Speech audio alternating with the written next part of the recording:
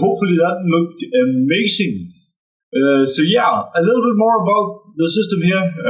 This is the first video of a series that I'm gonna do about hardware and stuff. So in the first video here, I thought, why not take a look at my epic gaming and streaming rig. So this is a bit of a mod. There's a lot of water cooling involved in this build here. Because I like water cooling, I'm a huge water cooling fanatic, and I enjoy water cooling. And plus it gives some aesthetics benefits and some performance benefits, which we are gonna talk about a little later. But first, let's just give it a quick overview of what we have of water cooling hardware. So first up here we have the reservoir, we have 3 CPU blocks, we have a GPU block, we have a memory block. There's 2 pumps, 1 in the combo and 1 down in the basement. There's 3 radiators total in this system. There's 2 radiators in the bottom, 1 double radiator and 1 triple radiator. Even though down here in the bottom it looks like it is a quad radiator, it is only a triple radiator to make room for the extra power supply. Yes, guys, this system has 2 full-sized ATX power supplies in here. Yeah, that is the amount of size, Chris, get your grammar right. The amount of space you have in this ginormous case, which I had to tear everything out of almost to get even more space to fit all of this lovely water cooling hardware. And the fluid, in case you're wondering, wow, that's an awesome green UV reactive fluid. It is the EK Waterblocks acid green cryo fuel, I believe it's called. But yeah, enough about the water cooling. So to run the streaming system, the computer that does the streaming, this is 2 separate computers. I will go more into detail in another video about how I use them and what I use them for. So the streaming computer runs 2 CPUs, 2 16-core hyper-threaded Xeon CPUs. I believe it's 2675 V3s, E5 2675 V3s. They go to a boost of 2.2 gigahertz. Please correct me I'll look it up on ARC and put the right thing on the screen. But 2.2 gigahertz boost clock over the span of 64 threads. That gives us a crazy amount of power, about the same as some of the Extreme Edition Intel CPUs on the Enthusiast platform. But yeah, and just have a what do you call it? A step down, bit step down in the performance, but it has a 760, which is kind of overkill for the fact that I only use it to have more display outputs than just a single VGA connector that is on the back on the motherboard. But besides that, we have 32 gigs of DDR4 ECC memory in here. Yeah, that is the streaming computer. And for the gaming computer, it have a Maxwell GTX Timex. That is the upright, horizontally mounted card you'll see to the left or to the right, depending on where you're looking at it. Probably to the right from your point of view. In the case with a water block on it, it has a backplate as well, but you cannot see it. It is awesome to have a backplate. I like it. I like EK's solid nickel backplates. They look awesome, very clean, which keeps it about 50 degrees with the water cooling on it. Even with a 150 megahertz overclock, which is about a 15% increase in performance. So if you want to get into it, I highly recommend water cooling, especially because the water cooling hardware will last you a long time. It will go from build to build. And as water cooling on the memory, completely unnecessary. Only literally because I like the look of the memory water block. That is which you see over here. And right next to that, there's the CPU block. The memory is 32 gigs DDR3 memory.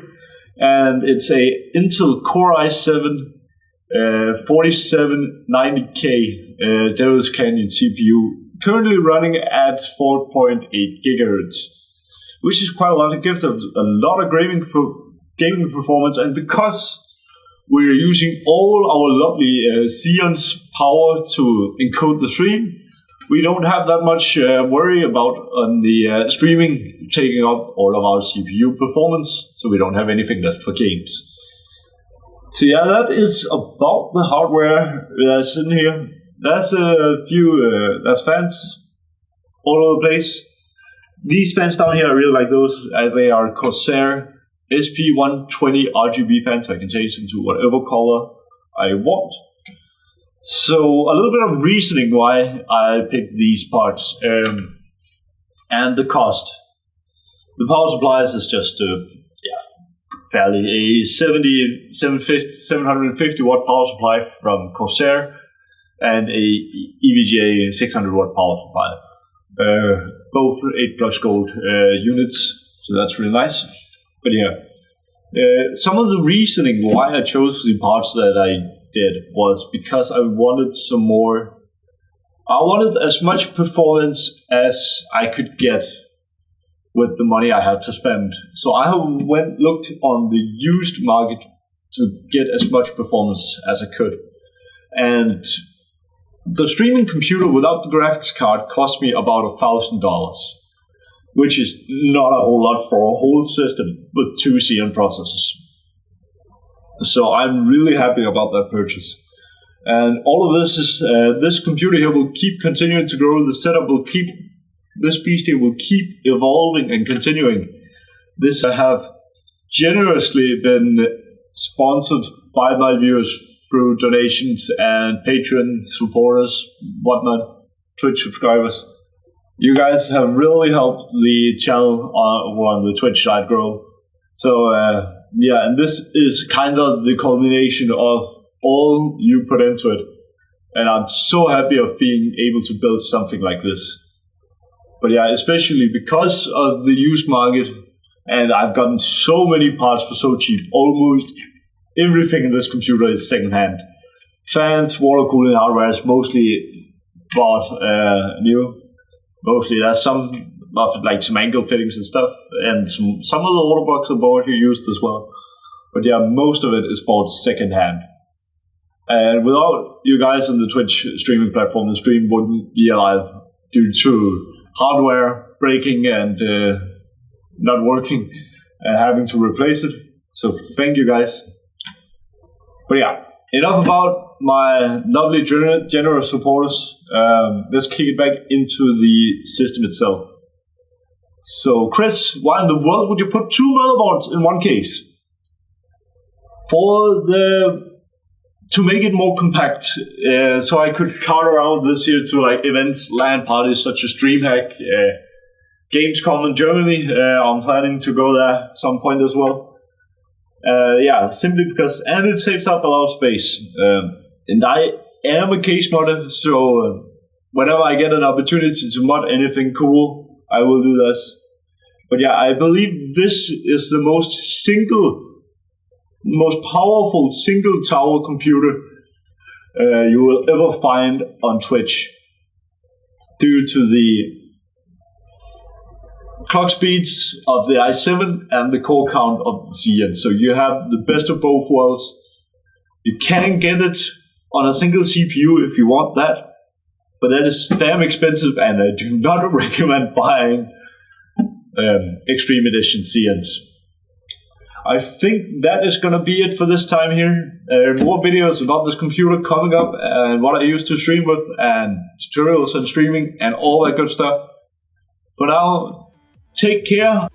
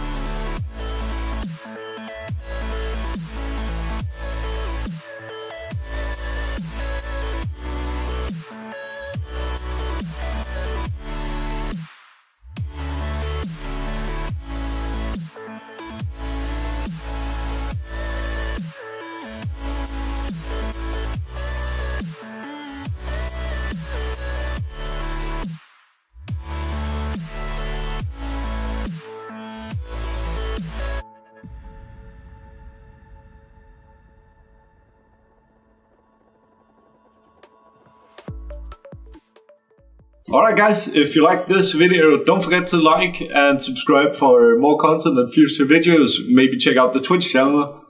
Follow me on Facebook and Twitter. I'll post a lot of crazy behind the scenes stuff and whatever random stuff I might be up to doing. And until the next one guys, take care.